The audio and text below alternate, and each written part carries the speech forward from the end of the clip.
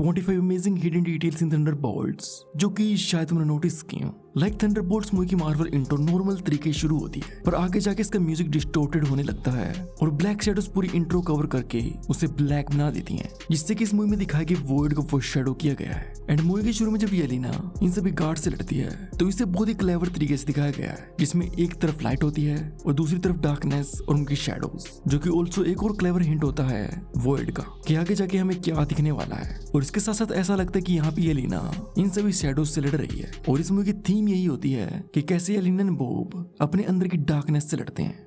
Number 3, ये चीज तो हमें captain America brave new world में ही पता चल गई थी कि थंडरबोल्ट्स मूवी में बकी एक कांग्रेस रिप्रेजेंटेटिव बनेगा, बट ये इस मूवी में पता चला है कि बकी ब्रुकलिन को रिप्रेजेंट करता है। और ब्रुकलिन ही क्यों? क्योंकि यहीं पे स्टीव एंड बकी पले बड़े हैं। नंबर 4, ओएक्सी ग्रुप्स वॉलेट में आने के बाद येलेना सेंट्री के डिफरेंट कॉस्ट्यूम डिजाइन आइडियाज को देखती है, तो इनमें से एक एस लोगो बिल्कुल सेंट्री के ओरिजिनल कॉमिक लोगो जैसा होता है। एंड सेंट्री प्रोजेक्ट फाइल्स को पढ़ते हुए येलेना बोलती है कि उसमें 1000 सन्स की पावर है। तो ये line direct original Marvel comic से उठाई गई है, जिसमें सेंट्री के अंदर 1 मिलियन एक्सप्लोडिंग सन्स की पावर होती है, जिसको मूवी में मिलियन से सिर्फ 1000 ही बोला गया है।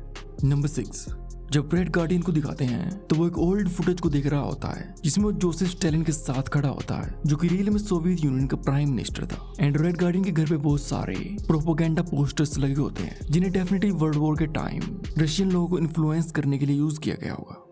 नंबर 7, वैलेंटीना जिस बिल्डिंग में न्यूयॉर्क हीरोज यानी कि अवेंजर्स को ऑनर करती है, तो उसके बाहर टोटल 6 पिलर्स होते हैं, जो कि ओरिजिनल 6 अवेंजर्स को रिप्रेजेंट करते हैं, जिसमें कैप्टन अमेरिका की शील्ड, आयरन मैन हेलमेट के प्रमोशनल बैनर्स लगे होते हैं। यहीं पे लोकी सेप्टर एंड चितोरी कप्स भी रखे होते हैं, जिन्हें बाद में बकी गोस्ट पे यूज करता है। नंबर 8, बिल्डिंग से बाहर निकलने के लिए बॉब को आइडिया आता है कि उन सभी को बैक टू बैक होके अपने पैरों से ऊपर चढ़ना होगा, जो कि एक्चुअल में नोड है animated movie the Empress New Groove को, जिसमें भी कैरेक्टर्स ऐसे ही बैक टू बैक होके ऊपर चढ़ते हैं ताकि वो नीचे क्रोकोडाइल से भरे रिवर में ना गिरे। सिमिलरली इस सीन में बकी की एंट्री जिस तरीके से मोटरसाइकिल पे दिखाई गई है, shotgun, leather jacket and sunglasses के साथ, तो ये बहुत ही सिमिलर एंड इंटेंशनल रेफरेंस है द टर्मिनेटर मूवीज को, जिसमें भी टर्मिनेटर के ऐसे सेम तरीके से कई चेज सीन्स हैं। और यहीं पे बकी इन सभी व्हीकल्स को रोकने के लिए अपनी क्लासिक डिस्क ग्रेनेड लॉन्चर्स का यूज करता है, जिनको बकी ने first time the winter soldier movie में यूज किया था निक फ्यूरी को मारने के लिए, और उसके बाद ये डायरेक्ट हमें इस मूवी में ही देखने को मिले हैं। नंबर 11, वैलेंटीना अवेंजर्स टावर को खरीदने के बाद उसे नाम देती है द वॉच टावर, जो कि रेफरेंस है ओरिजिनल कॉमिक्स को, जिसमें सेंट्री का वॉच टावर अवेंजर्स टावर के ऊपर बना हुआ था। एंड वैलेंटीना अवेंजर्स टावर को खरीदने के बाद उसके अंदर सब कुछ बदल देती है, सिर्फ इस बार को छोड़ के, जहाँ से ड्रिंक डालते हुए वो थंडरबोल्ट टीम से मिलती है, जैसा कि द अवेंजर्स मूवी में टोनी ने लोकी के साथ किया था। नंबर 13, अवेंजर्स को अर्थ माइटिएस्ट हीरोज कहा जाता है, Earth's mightiest heroes type thing. But Valentina Sentry को अर्थ माइटिएस्ट हीरो कहती है, सिंगुलर टर्म का यूज करते हुए कि कैसे वो अकेला सभी अवेंजर्स के बराबर है। नंबर 14, इस मूवी में वोकरी कैप्टन अमेरिका होने का काफी मजाक बनाया गया है, बट इसके साथ साथ वो स्टीव की इस ऑन योर लेफ्ट लाइन को बोलता है। Don't say it. Don't you say it. Left. Come on. यहाँ इस सोनिक वेपन को शील्ड से तोड़ते हुए। नंबर 15, येलेना ने इस मूवी में वही सेम बेल्ट पहनी होती है जो कि ब्लैक विडो ने पिछली कई मूवीज में पहनी है। नंबर 16, हालांकि थंडरबोल्ट्स मूवी में तो कंफर्म नहीं किया गया, बट वैलेंटीना के असिस्टेंट मेल के गले में एक बर्ड नेकलेस पड़ा होता है, जो कि रेफरेंस हो सकता है Melissa gold AKA song bird का, जो कि कॉमिक्स में ओरिजिनल थंडरबोल्ट में से एक है।